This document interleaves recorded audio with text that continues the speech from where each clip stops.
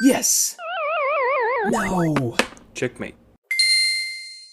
Hello, everyone. Welcome back to the Free Game Podcast. I'm Justin, here with my Dr. Pepper Strawberries and Cream and my co-host Holden.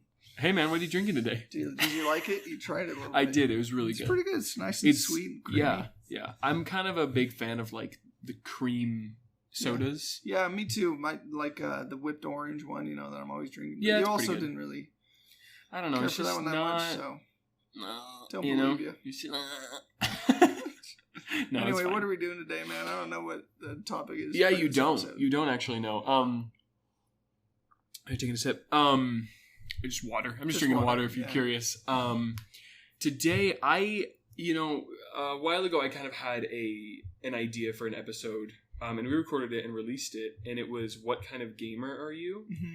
And I really liked that episode. Very fun. And so I kind of had this idea that we could talk about, and if it kind of leads nowhere specific and we just kind of chat for a while about this topic, that's fine. But it's just something that I have been thinking about lately. Okay. And yeah, I just wanted to talk to you about it. So basically, what makes a game fun and what makes a game unfun? That's my question. For some reason, the first thing that came to my mind is customization. Okay. I love being able to customize things. Uh-huh. In fact, Sarah's nodding. Sarah's still here too. Yep. These are 3 episodes we recorded all on the same day. Yeah. Which is great. So recently I was scrolling through Reddit and there was this like small subreddit for a game that the first thing I saw about it was how insane the customization is. Like, did you ever play Spore? I did. You build your creatures in the creature stage. Yep. And you can make them anything you want, basically. And it looked like that same kind of thing, but for vehicles in like a combat game. There's also, there's a free game I started playing a little bit. I think it's called Crossout, where you can build your vehicle and then you go fight. It's really fun. We should play it. Awesome. I think the reason we stopped, or we didn't play it more, or I didn't play more, because you didn't have Xbox Live, so we couldn't play it together. Oh, so it's like, well, we couldn't do an episode on this soon anyway. Got it. And then I was like, Breath of the Wild, Tears of the Kingdom. Anyway. Yeah, I think it got crazy after that. Yeah. So, old school RuneScape. So, customization. Anyway, so I like followed this subreddit. And I don't know anything about the game, but I'm like, that looks so good. Customization. I've always loved it. It's probably part of the reason that Halo Reach is my favorite Halo, because there's a lot of customization with armor pieces and stuff. Really cool. Changing the color of your armor, stuff like that. That's one of my favorite aspects of any game. So I don't know. That was the first thing that came to my mind for some reason. Yeah. I think that, like, as you were talking, I just had like a couple ideas come into my head and I didn't want to lose them. So I think as we talk, I'm probably just going to be writing down a list of some things, I think that, another thing. Well, that's not really, okay. So I think that obviously it depends on the genre. Okay. Right? Because, what makes a Mario game fun is different than what makes a first-person shooter game fun. Absolutely. Right? And so I think that one thing that I was just thinking about is, like, how much does the game hold your hand through the process? Because I love a good game that's just like, have at it, like the go open nuts. World type. Yeah. And so if a game is kind of like holding my hand the whole time, pulling me along on a certain very linear path, that can make it a little bit less fun for me. I could get that. Another thing that I was, and we can talk more about this. Recently, we did an episode on print and play games, and one of them I found really fun, and one of them I found a little less fun. Okay. Did you feel the same way about those two? No, I don't think I did, but I know what you mean, and I get it. Yeah. And I know which one was which. Yeah. And there's no reason why we wouldn't say. No, but we'll just keep not saying it. Okay. No, I'm kidding. Tuesday Moozy was a lot more fun to me than 12 Parsecs. Sorry, a little burp. But yeah, I think that the reason why is that in a 2-player game like that, it's like kind of a board game or a card game. I think that the most important thing for me in almost any 2-player game is interaction between the players. Right? Okay. Because if not, like, what are we doing? Yeah. You know?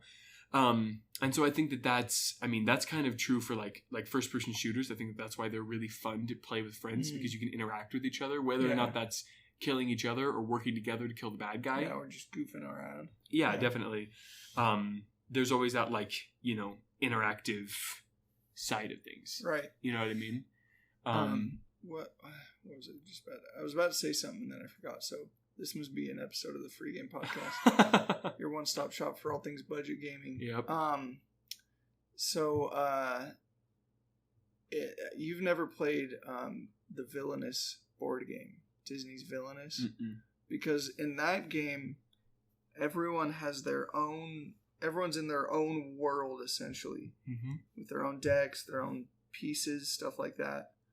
They're all, you know, they all fit together thematically, but the only interaction is called fating. It's like an action you can do some turns. You fate the opponent, which means you take a fate card from their deck, which is a character, because obviously they're just based on a villain from a movie, right? Oh, okay. So for like Tangled, what's the mother's name in Tangled? Mother Gothel? Gothel? Not Brothel. Not Brothel. No. That's a different one. That's a different bad guy. Yeah. So like one of the cards is Mother Gothel, right? So like she stops that person from progressing in whatever way in their world of Tangled. Mm-hmm. But that only happens when an opponent picks them, fates them, right? So it's like that's pretty limited interaction. Yeah. So I don't know how much you'd like that game, but I think it's a really well made game. You might really like it. Maybe. It is really long form too. I think that it can get kind of complicated because, like, I love chess. Mm-hmm. And chess is interactive, but it's not like really heavily interactive. It's basically just I take your pieces, you take my pieces. Yeah. I threaten your pieces, you threaten my pieces. Like, It's not like, you know, I move my bishop, which means that you can't move this the next 2 turns. You know, it's nothing like that. Right. So I think that obviously with simplicity, the interaction will be more simplistic. Yeah. But like, you know, I even kind of like Uno a little bit. Okay. And Phase 10. Okay. Because of the skips. Yeah. The skips and the swaps, you know? Skip, reverse, that yeah, because I think that that's just kind of what makes a game, like at least a card game or a board game, like a lot more interesting. We all remember the moment in the Phase 10 episode when you were like, okay, this game just got taken to the next level. Yeah, when I found that you could skip anybody. Yeah, instead of just the person to your left or yeah, whatever. Yeah, that was awesome. You know? I'm so excited about it. Oh, dude. Yeah. What was that? Episode 3? I was right here at this same table, man. Oh, it was, dude. Yeah. That's crazy. We don't record in the place that we're at very often. At this facility. Yeah. It's my apartment. It's yeah. But yeah, so I think the interaction is a big deal for me. If a game is not very interactive, I'm probably not going to have very much fun. Interesting. And that's also just kind of like, you know, as we just talked about in a recent recording that we did about like my boredom threshold. Yeah. Like if it's just me playing a game all by myself and I'm with a group of people, it's just boring. Right. It's not, you know, it's not fun. So that's obviously for social games. Yeah.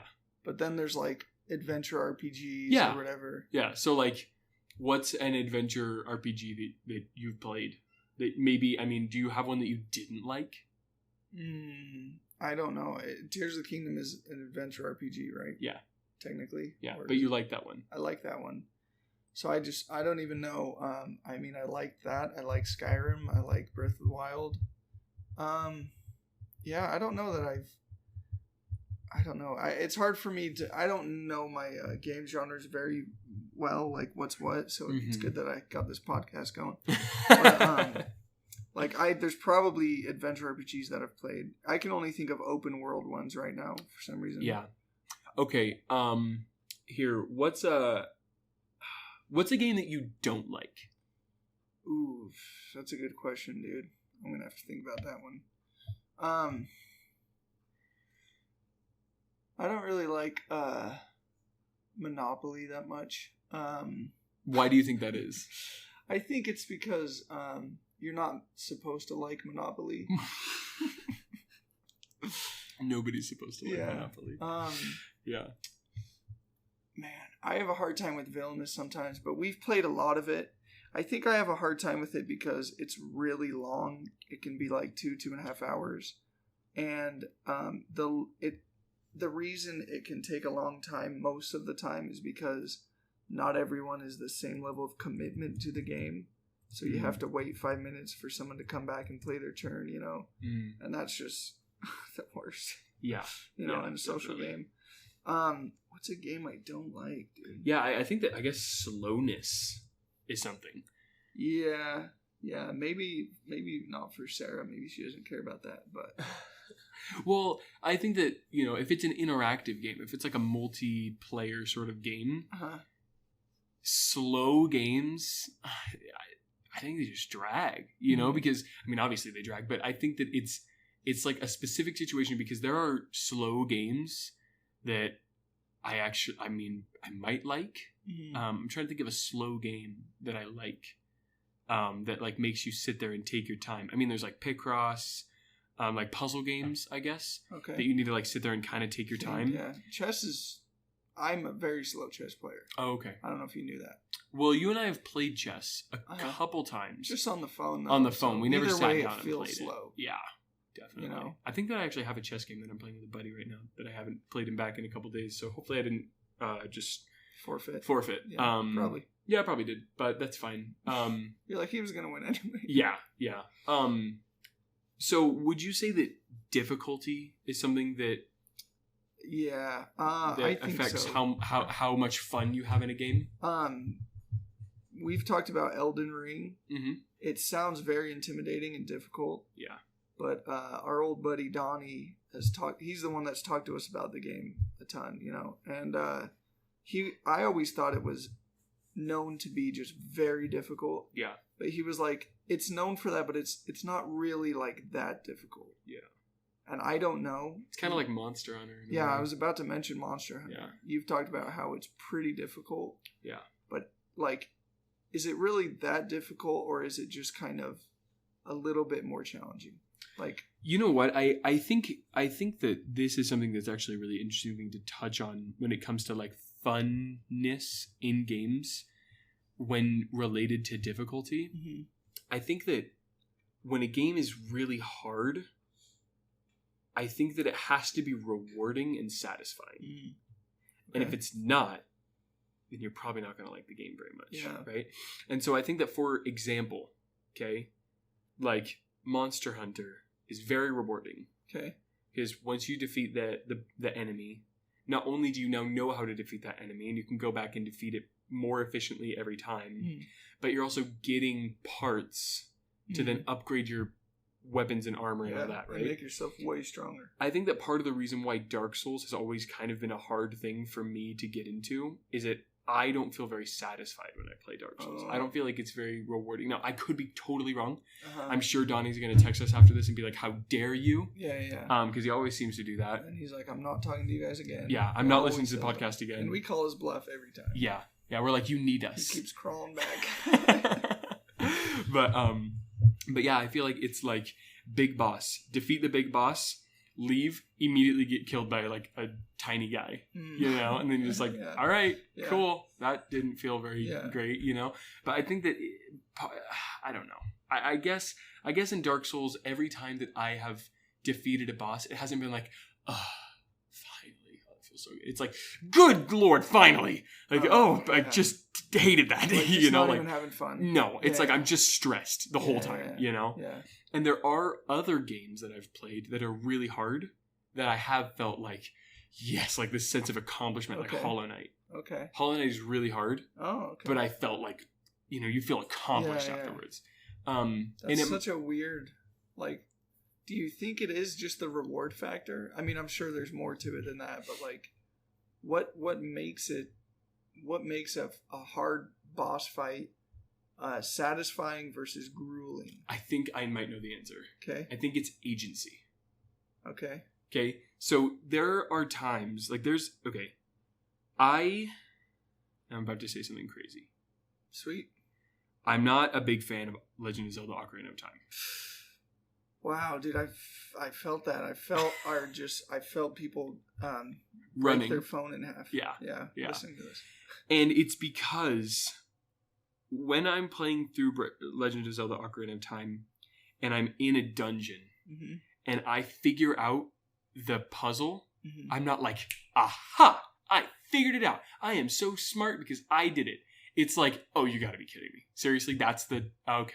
All right, cool. Just because I didn't look in that corner. You know, it's like some obscure thing to where they're just, it's like fluffing the difficulty. I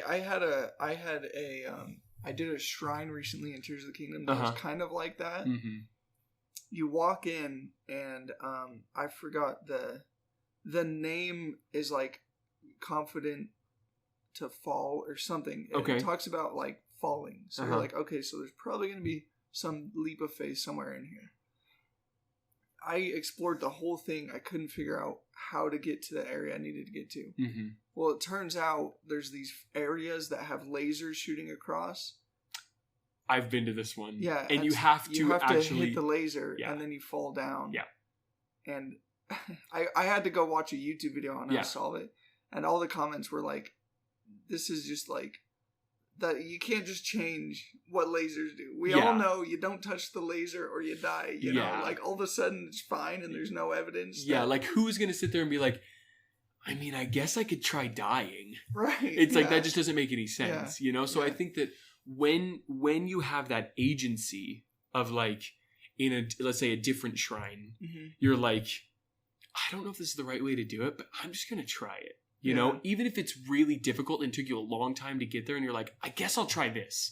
And you can figure it out. It's like, oh, awesome. But when there's one way to do it and you just didn't think of it because it's the most obscure way, that's what it and so like if you can see the end goal, you can, you know, there's a light at the end of the tunnel. So you're like, I know I can do it.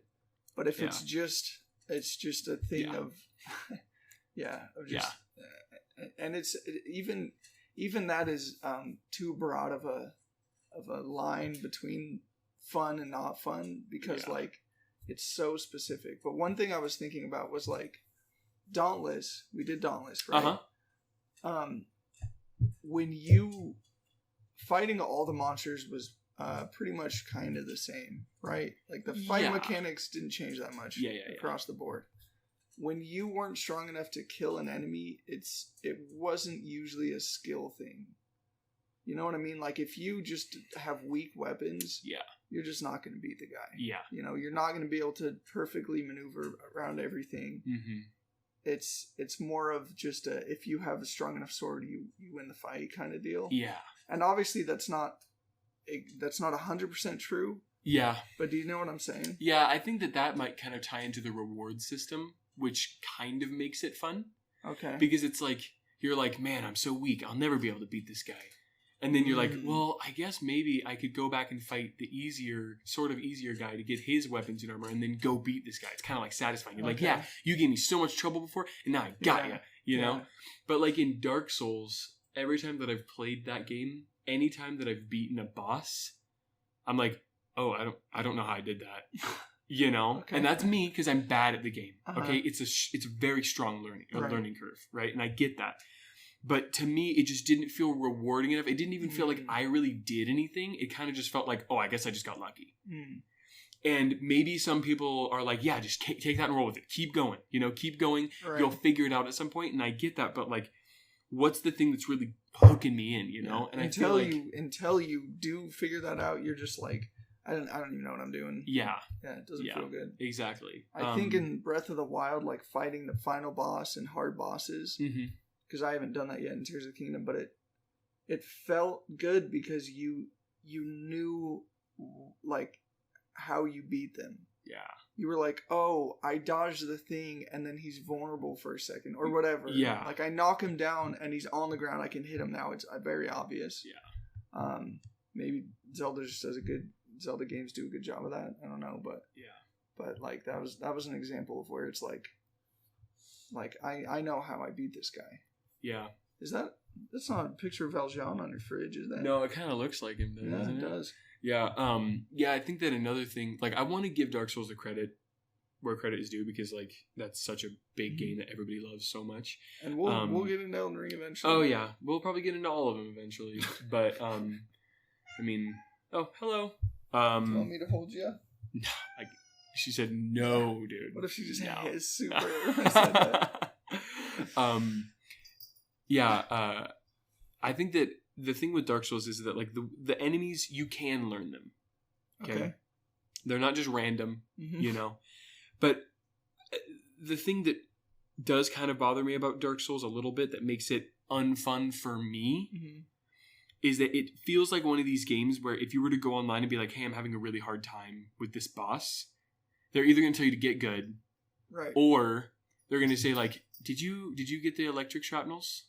And you're like, what electric shrapnels? Yeah. And they're like, dude, you had to backtrack, go to this corner, find this chest that way everybody over knows there. about because we've all been on Reddit for 5 years, and then you can finally beat the boss. It's like, how could I have possibly known that, you know? And so that's not satisfying to me. Yeah. That's, oh, I guess I just missed it. It's like crap luck. Yeah, exactly. Exactly. That's where difficulty has a problem to me. Interesting. Right?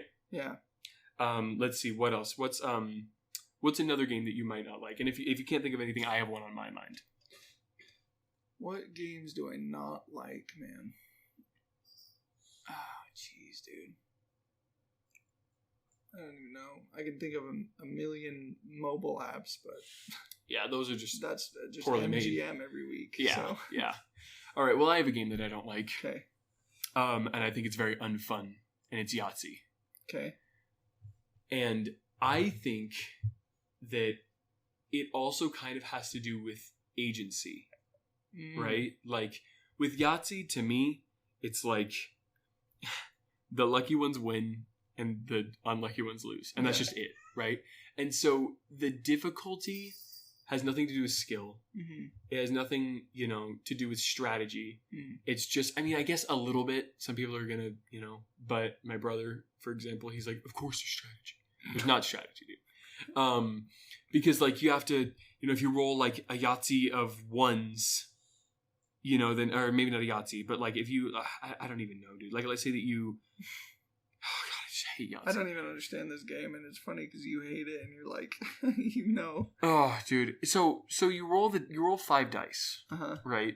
And then you choose like certain combinations of them. So you can have like a full house, small straight, large straight, all that stuff. And then there's 1s, 2s, 3s, 4s, 5s, and 6s. And so let's say that you roll all of your dice and you get 3 chances to roll your dice. So you get to roll them, and then you can pick up any number of them as you want, and then roll them again, and then pick up any number and roll them again. Okay? So let's say that I'm just trying to refine my 6s. Very similar to Tenzi then, huh? Yeah, very similar to Tenzi. Okay. Except for it's not a race. Oh, because that's fun. Okay, all right. And fast. Yeah. Right? You get done with Tenzi, you're like, oh, okay, maybe better luck next time. But in Yahtzee, you're like, it's... I don't know, dude. So you roll your dice, right? Let's say that you roll 3 6s. You're like, oh, dude, sick. That's awesome. You pick up your 2 other ones. You're like, I'm going to go for my 6s again. Yeah. Right? You roll them again. 4 and 5. 4 and a 5. You're like, all right, I'll roll them again. Yeah. 2 and a 3. Yep. It's like, all right, do I put in my 3 6s in my 6 slot and get 16 points there? Or do I just put in a 3 in my 3 slot or a 2 in my 2 slot because that's going to be able to give me less points overall? Yeah. Or do I use that as my like lucky chance one, or like just like the random one where I just count up all the dice and I can only do that once, right? And you can only do each one of these once. And so sometimes you're just screwed and you're just like, I can't put anything down. And then the other person's just like, sounds fun. Go. It's not fun, dude. They got it all in the first roll. It's not fun because it's like there's nothing that you can do that will make your odds of winning you better. You look so mad about it right now, dude. I really don't like Yahtzee. Has your family played Yahtzee a lot? Yes, dude. They love playing Yahtzee. My family and friends, this is one I actually remembered when you brought up Yahtzee, but we've played a good amount of Settlers of Catan. And do you like Settlers of Catan? Not really anymore. Okay, talk to me about it, because I also don't really like it that much anymore. So you go around the table rolling the dice, right? Someone gets to put their first colony down first. And then their second colony down last. So with 2 roads in the middle. Yeah. So like not in the middle of them, but 2 roads between. 1 road each. Yeah. Right, yeah, separated. Yeah. So that is the most important. Like That's true. after that, the game's, I mean, it might as well be set in stone. Yeah, especially since, do you guys put down your stuff with the numbers flipped over? Like hidden? Yeah. Oh, no.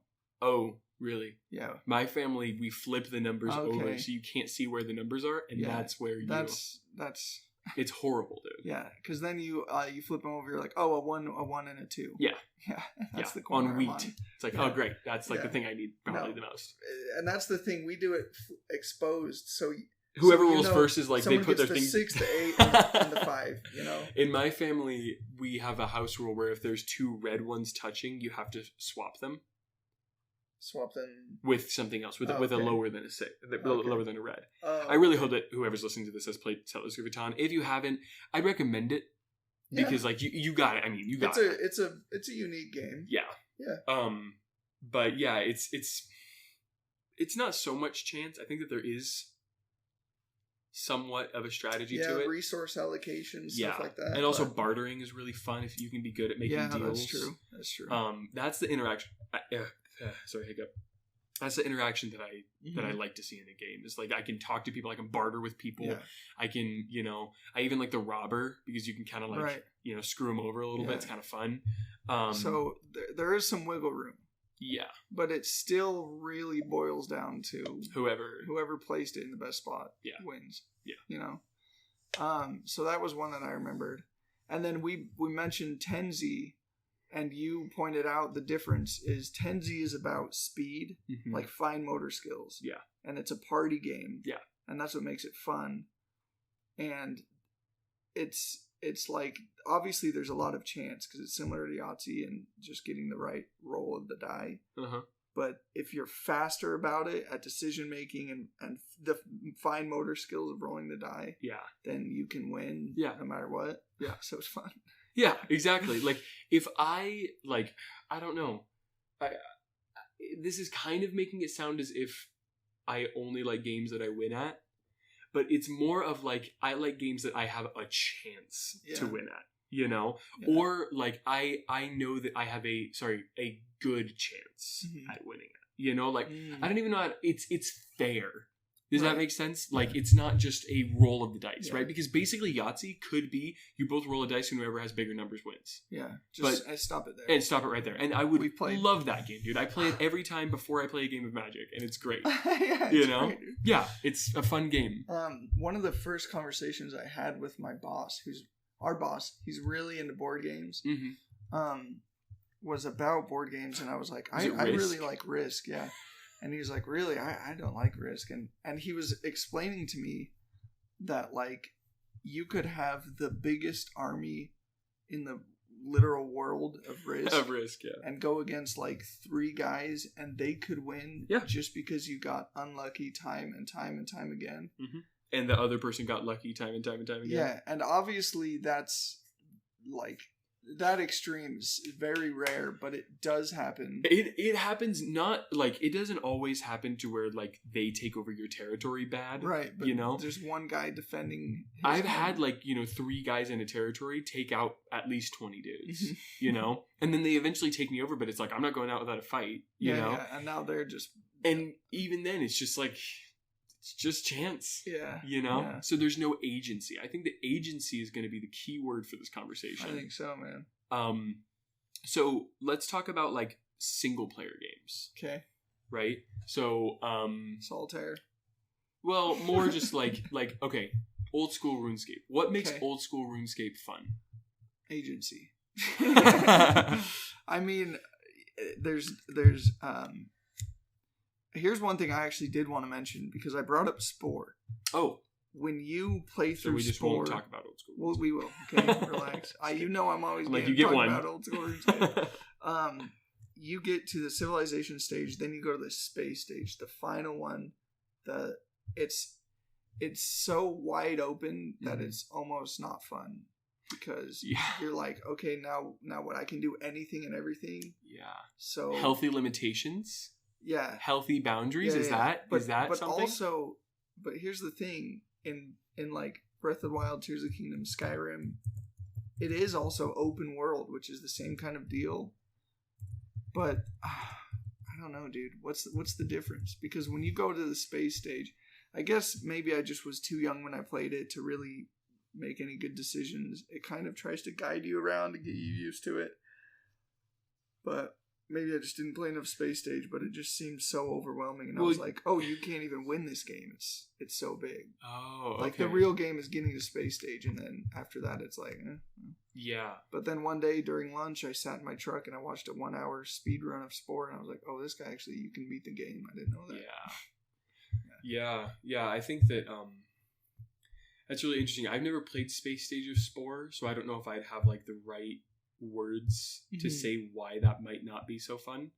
But I think that what might be something that I could say that kind of gives us a good foundation, and maybe it would help with the Spore thing, is that thing of like healthy limitations, right? So like if you were to play a Mario game, right, like a 2D platformer, and you're going along and you're dying and you're dying and you're dying, is it more fun to die and learn and then finish the level and be like, yes, awesome? Or is it more fun to get cheat codes and fly over the level? I'm not a big platformer guy. Okay, so but that's I guess that is a subjective question. Right. And so if it would be more fun for you, then I guess you just, you don't like 2D platformers, and that's fine, right? But I think that for people who do like 2D platformers, people who like Mario games and think that they're fun, they like the grind. They like figuring it out. They like learning, right? They like improving in that way. And they have a good frustration threshold. That was a mouthful. Or like if you have ever played like a competitive game, Marvel Snap, League of Legends, Hearthstone. Okay. What's another one? Give me another one. Like another one of these like big. Yeah, like esports kind of. Yeah, esports games. Fortnite. Something like that, right? Shooter, but... Let's say that they came out with a new patch note, and there's an insanely busted card, character, something. Okay. Right? Limitless power, it seems. Behind a paywall. Okay. Whatever. Right? Let's say that it's behind a paywall or not. Right? Chances are, though. And you go to play, right? High evolutionary, let's just say, for the time being. You go to play your high evolution. Spider-Ham? Yeah, Spider-Ham. Sure, Spider-Ham. You play your Spider-Ham deck. Or let's say high evolutionary deck, right? Or, I don't know. There must have been a time when there was a League of Legends character that everyone was like, this guy is too good. And they had to nerf him. There has to be. Right? But I can't think of any. Yeah. But I don't follow that game close enough. Yeah. So let's just, if you play LoL, that's the one that we're talking about. You play him for a couple rounds, you're winning, and then you're just like, this is not fun. Yeah. Why is that? You're winning. Shouldn't that be fun? I know in Marvel Snap it becomes a thing of like, it turns into just telegraphed matches, and it's like every game is virtually the same. Yeah. So that's not fun. And then that becomes the meta, and you see it everywhere. Obviously, it's not fun to play against over and over and over. Yeah. But it's not fun to even be on the winning side. Yeah. Just because it's telegraphed. Exactly. Monotone. Exactly. Yeah. And I think that that's kind of what happened to me in Snap, and that's the reason why I'm kind of like lost in Snap right now, and I'm not having that much fun. I think we're both there, man. Yeah, it's because I have to push myself to play to do the daily missions. And I've just I went on vacation, and it kind of like broke the seal because I just wasn't able to play it. And now I'm like, whatever. I already lost a couple daily missions. Who cares? And I think that it's just because for the longest time I was trying to get infinite.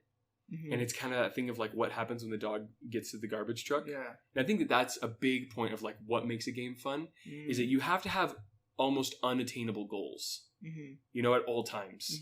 And then if the game's over, then you're like, awesome, I get to put the game away. But if it's like a game where you're playing it all the time, it has to be like, I can always be better. I can always be better. I can always be better. Right. Like we just recorded an episode that's going to come out soon called About Pikmin.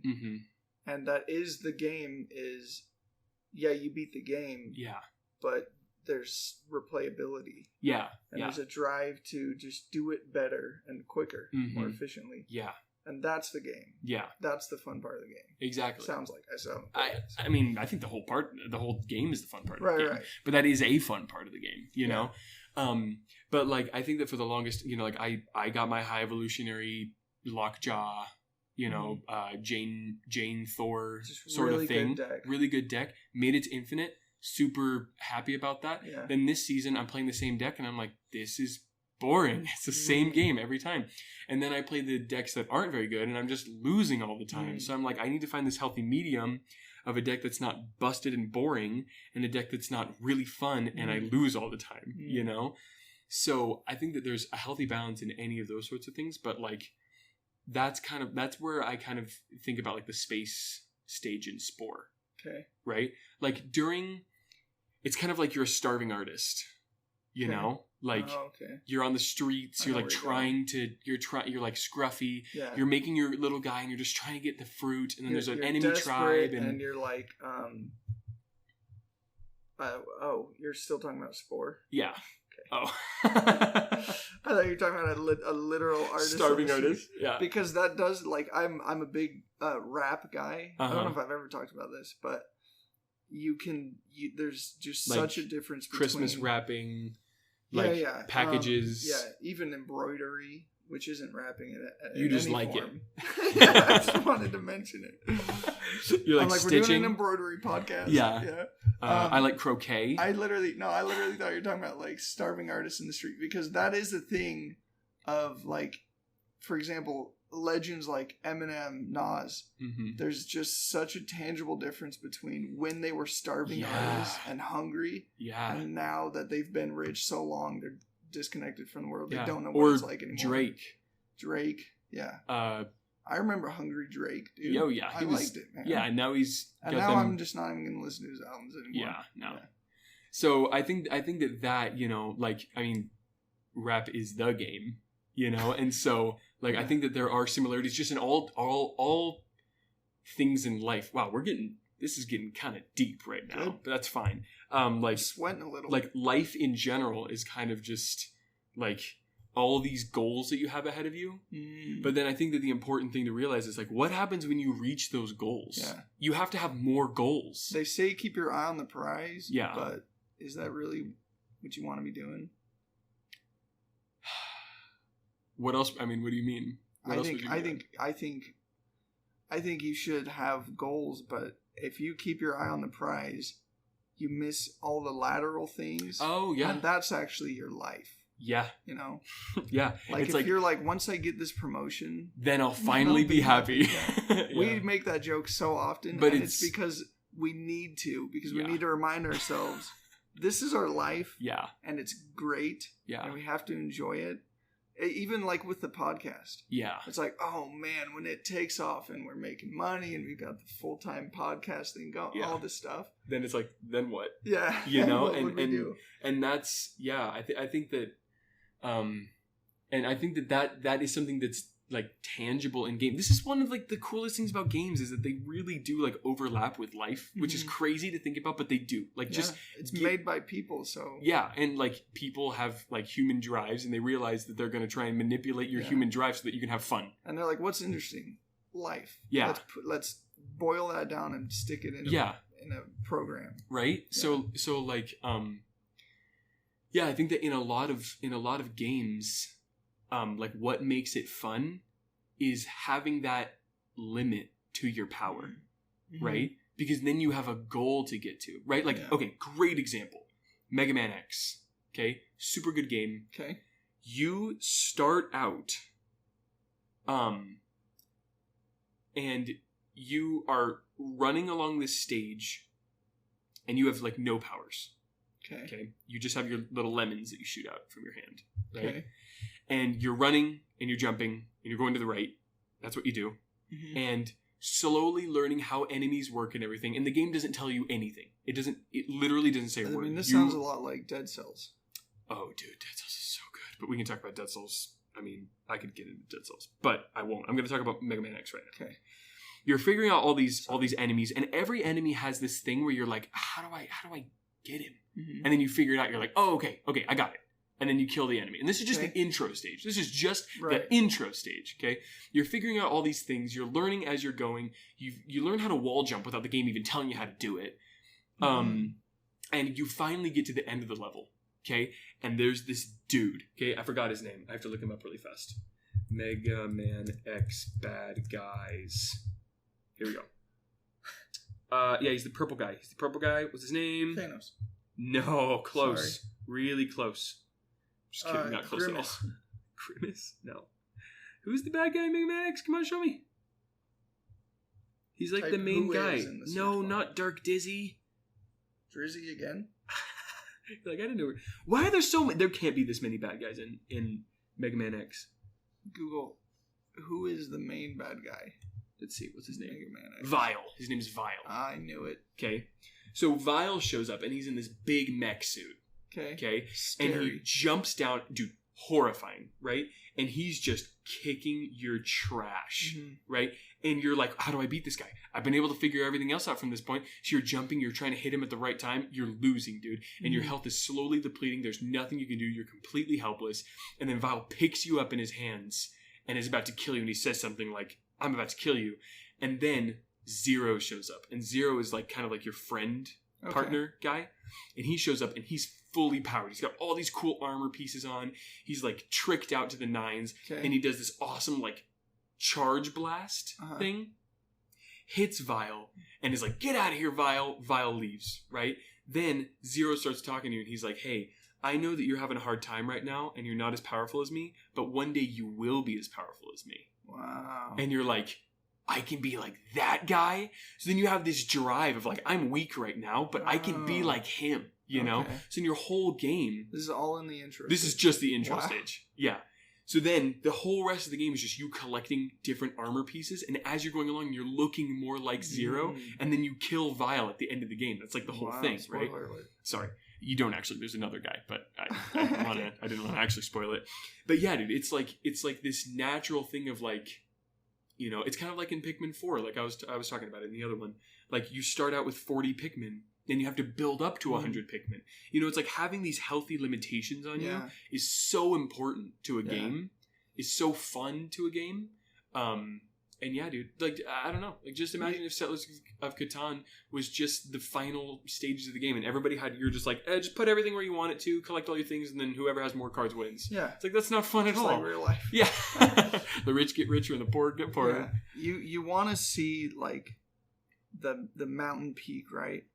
But you want it to be a series of mountain peaks. Yeah. And honestly, in a lot of cases, the more gradual the better. Like the more amount of peaks, like you were talking about getting all the different armor pieces, each of those is an accomplishment, but it's not like huge, probably. No, they're not really big. It's like you have to go through it a lot of times. Yeah, Samus or Metroid is another perfect example of that. Every Metroid game, you start out weak and you go and it's like a Metroidvania. It's kind of like Dead Cells in that way, where like you get a special ability and you have to backtrack to do the thing that you couldn't do before. It's like, you know, stuff like that. Yeah. And that's just in 2D platformers. You know, that's just one thing. So run Dead Cells through this. Because Dead Cells is a platformer, but you have agency. Yeah. And you obviously have limitations. And it's hard. Too. It's hard. Yeah. And something that I just thought that had to do with Dead Cells that's so cool is that you play through your game, right? And you have this certain expectation of how the game works. The rules are always the same, right? You play through the whole game and you finally beat it. And you feel really accomplished, right? And as you're going along, it takes a while to beat the game, right? Because you're dying and you're dying and you're dying. You're just inching forward really slowly until one time you just kind of explode through the whole game. That's kind of how it works. And then you like beat the game. You start the game over, right? Like because it's a roguelite. And then it's like, oh, by the way, you can now play on hard mode. And it's like, whoa, you know, it's like that's that series of mountains, right? That's that. There's always another goal. You're on a high because you just won. Yeah, so and then you go in and you get destroyed, dude. And it feels good because before the first level's boring. You're like, let me just get through the first level so I can get further on. Yeah, it's just annoying to have to go through it every time. And you're now like, it's can I start on the second level? I'm obviously gonna win. Yeah, exactly. And so when you're so good, that your goal is now just beating the game every time, I guess. Like, oh, I'll just try and win every time. Mhm. It like kind of resets your expectations. It's like now you have another goal that seems impossible to reach. Yeah. You know? And I think that's just great. Like, to me, Dead Cells is not over. It's one of those games that's always in the back of my mind that's like, I could still beat it in hard mode. You know, and then after that, there's like, they're called, I forget what they're called, but like you add them onto your character. Yeah, they're like, it's like handicap level 1, then handicap 2, handicap 3. Wow. There's like more on top of it, and it gets really, really, really hard. But yeah, in that game, it's not only how powerful is your character, it's about skill, timing, speed. You know, it's, God, Dead Cells is so good. So there's parts of games that feel cheap. Oh, cheapness makes a game not fun. Yeah. Like, but nothing feels worse than like, okay, what could I have done? We talked about something, we can't mention it now because the episode is going to come out later. Oh, okay. That was like a cheap game thing in a really big game that we're both playing right now. And we're not going to say anything else. Oh, okay. But the thing of beating the game and then you can play it again on a more difficult thing, it doesn't feel cheap, but it's like a great way of just of putting in that extra challenge and like, I don't know, but for some reason it doesn't feel cheap. No, it doesn't. It doesn't feel like you've been cheated because you still beat it. You still did it, and it was still hard, and it feels good. And you could even say, you know what? I beat it. I don't want to play it on extra hard mode. You know, that's not my thing. But then there's going to be that guy that beats it and just froths at the mouth when he's like, I get to do it again. You know, it's like this whole extra thing. And it's not even that it's like, you know, I don't know. Even if it was like, no, I don't even really know where I was going with that. If it like completely reset your entire game, that might feel a tiny bit cheap. But I don't know. Even then, it's like I get to do it all over again, you know. Or I could just say I beat it. It's done. Yeah, you know. So what are examples of things in the game that feel cheap? Oh, jeez. Okay. Mario Party. Link's Awakening. No. That game is.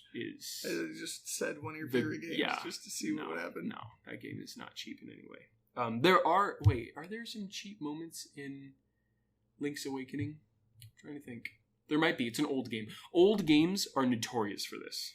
Okay, they're notorious for making a game difficult by making it cheap. Do you think that's just a product of a new, like a young market kind of thing? I think it's also a product of a changing market from arcade games to home console games. Okay. Because arcade games, their whole thing was that they were cheap. Yeah. Because they wanted you to pay more money. Yeah. Right?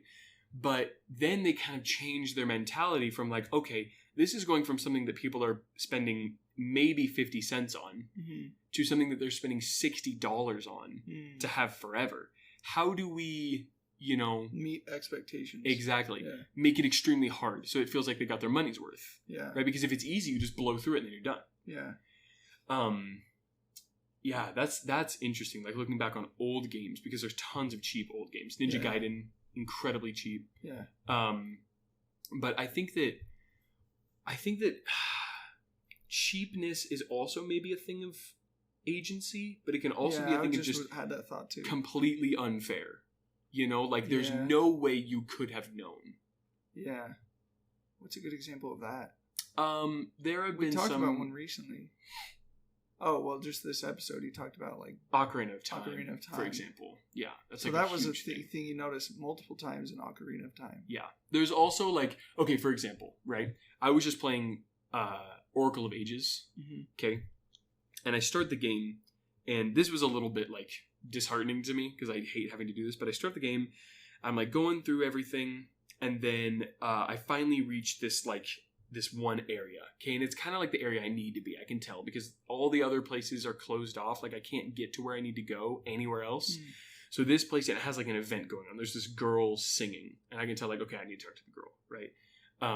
And so and there's like a bunch of these animals blocking my way from getting to the girl. Okay. Right?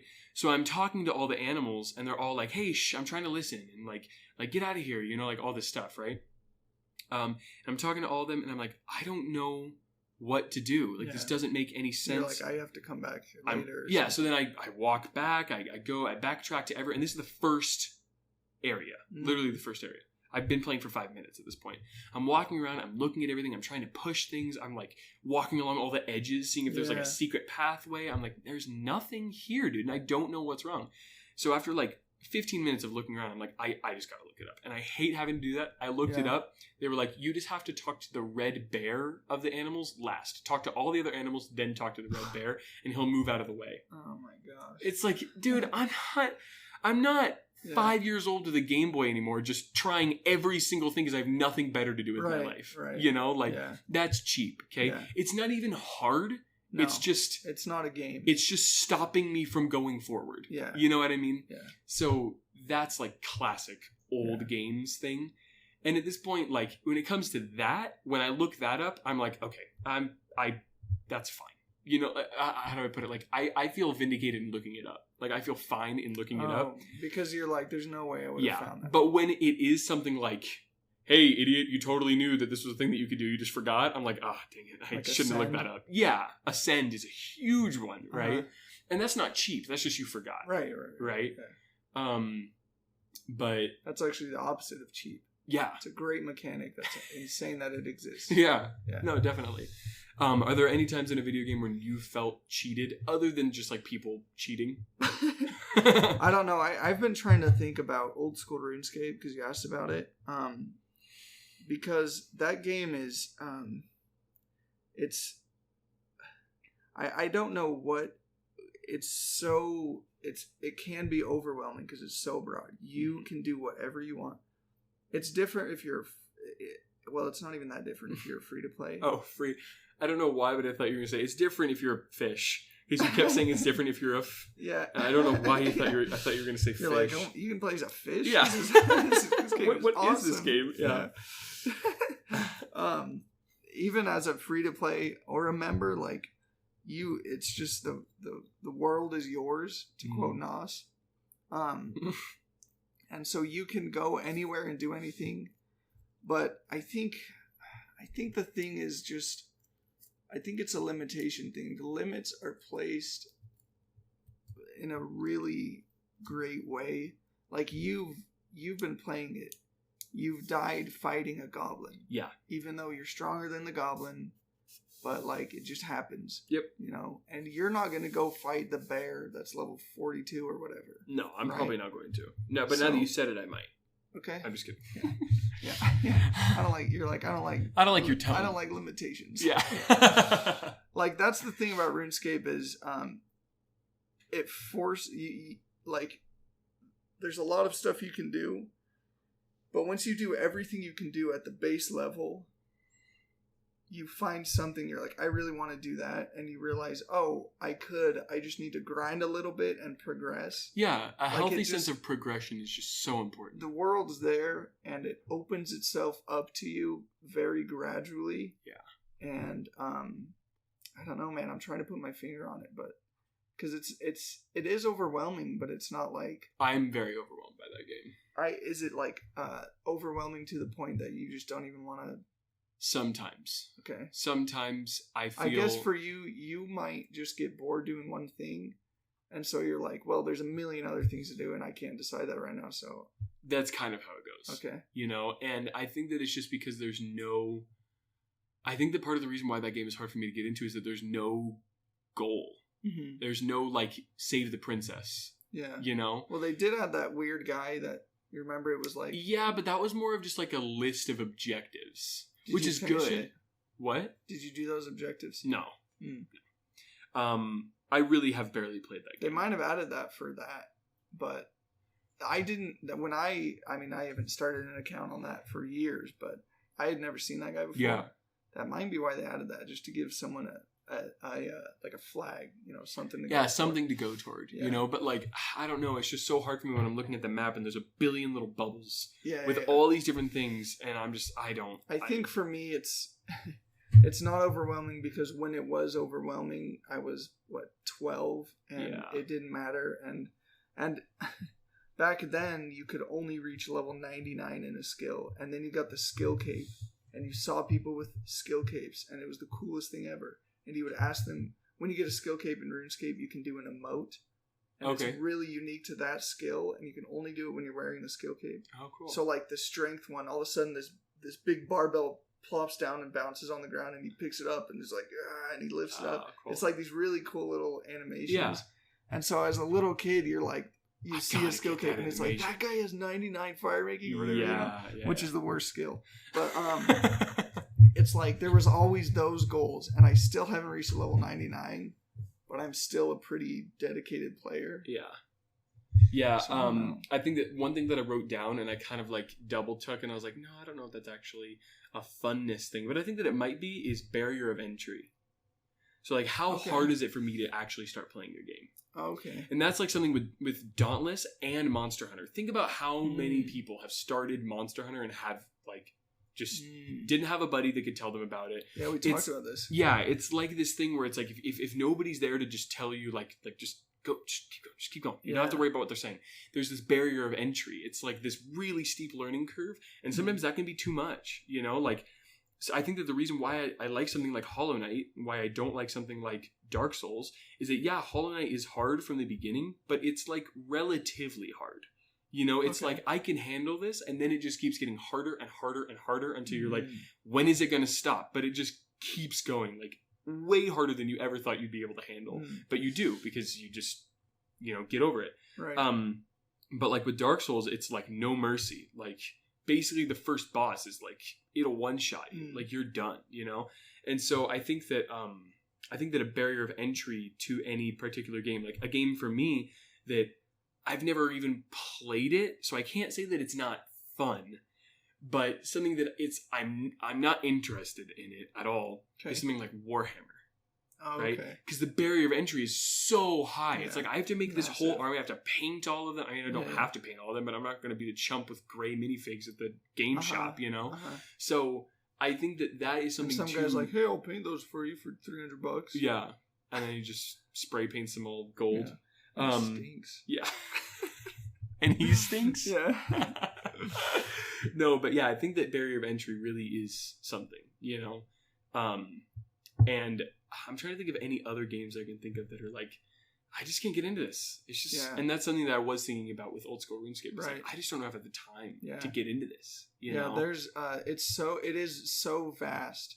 And I think there's obviously worse games in terms of barrier of entry, because Tutorial Island, it's like, usually you go through Tutorial Island and you're like, I think like cooking was actually really cool. And you open up the skill, you're like, there's a million recipes. I'm going to try to be a chef. Yeah. And then you get bored of that and you're like, all right, I'll go fishing. That was fun. Yeah. Anyway, I had thought of another game that I wanted to talk about, the barrier of entry, but is Magic that way for you sometimes? Yeah, I've probably played 2 Magic games. Yeah. And I'm just now getting to the point where like I can kind of follow everything that's going on. Yeah. There's just a few things now going over my head. Before it was everything, and I had to ask you guys about every card that I was going to play. Well, that's why I kind of started you on Pauper. Yeah. It's because I thought that it'd be a lot easier to follow, and it is easier to follow. But then, I think that you might have just gotten a little bored of Pauper, or just weren't as interested. I bought a Commander deck, so we were like, all right, let's do Commander. And Commander is like, it's like one of the most complicated forms of Magic. Yeah. Probably the most complicated form of Magic, except for, I don't know, maybe Legacy. But because it's 4 different people, you all have a different game plan, you all have a different strategy, you probably have some weird cards in there because people like to play with weird cards in Commander because it's kind of like a pride thing where everyone's like, what's that card do? You're like, yes! I literally love that feeling. When you're like in a game shop playing a card and somebody's like, what does that do? You're like, you don't know? Yeah. Feels incredible because everybody knows all the cards, dude. Like I don't know. Out of the cards played in Commander, I probably know 80 to 90% of them. Yeah. Like I just they say them and I know exactly what it does. Right. But there's just that one time every once in a while they'll play a card and I have to ask a lot more than most people, but almost everybody else knows because they don't smell good. And and when they ask you about your card, it's a pride thing. It just feels great. But yeah, I think that's one of those things where I just started playing Magic really young. So I was obsessed with it, and I had the time to read all the cards and take the... Same with old school RuneScape for me. You know what I mean? Yeah. Like, yeah. I think that's why it's so hard for, like, adults to get into those sorts of games. It's like, dude, I don't have the time to sit around and learn all the rules to Warhammer. Right. I just don't. Right. You know? And I'll play Zelda because Zelda has rules that I can follow. It's easy. You know, it's really easy to get into. It's just the controls and that's $70 and that's it. Mm-hmm. Yeah, I mean, that's a lot, but you know what I mean? Like you're you're working hard. Unless you're on the free game podcast, then it's like $20 to free. Yeah. You know, for a lot of the games that we talk about. You know, you don't need to dish it out. All right. Well, is there anything else we want to talk about? Because we just hit an hour. Really? Yeah, dude. This flew by. This was a fun episode. Dude. Yeah, that was good. Yeah. Let me think. Just for old school RuneScape, like my brother plays too, off and on, and I know a lot more about the game than he does because when I get obsessed with it, like I'm not really obsessed with it right now. You know, I go through these phases as we've kind of talked about, but I'm always on the old school RuneScape wiki. Like there's so much of that game that I don't know. Like the whole there's all these. There's mini games and then there's boss fights, and I don't know anything about I've done one boss a few times, and I know how to do that one, but the rest of them I have no idea. And that's like one of the biggest parts of the game overall across the player base, and I just don't know anything about it. I'm still just learning the skills. Like there's so much in that game, and I know a portion of it. And I know more, just not much, but like a little more than my brother. And, but he's still, when he's obsessed with it, like he's playing it a lot. Like it's just that kind of game where it's so full. Yeah. I think you could compare that to Magic too, because like, you know, someone might, like me, I've only played Pauper and Commander, right? Mm-hmm. I haven't played other, you know, I have one deck, like that kind of stuff. It's kind of a similar thing of just how deep you are into the game. You can enjoy it at different depths. Yeah.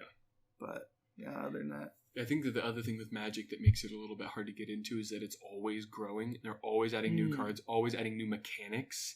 It's like there are cards where like I play, like Carson has a couple. Oh, sorry. Somebody that we know has a new. Do I need to cut that out? I don't know if I need to cut that out. Yeah, you can text him after. Okay. Our boss has a couple like cards that he'll play them, and he's like, yeah, it has, you know, I don't know, Wayfaring 2. And I'm like, what's Wayfaring? He's like, oh, it's in the new set. It's like, oh, dude, I don't have the time to follow all the new sets, and they come out way too often. And so that's why I really like Pauper, is that they just don't add a lot of cards that are good in Pauper very often, so the format doesn't really grow all that fast, and I like it. That's cool. Yeah. Well, that's our time, dude. That's crazy, man.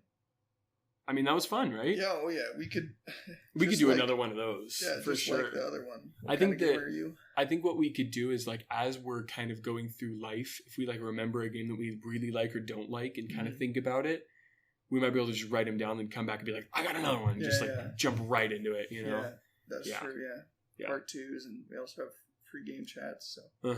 Anyway, all right, dude, that was great. Yeah.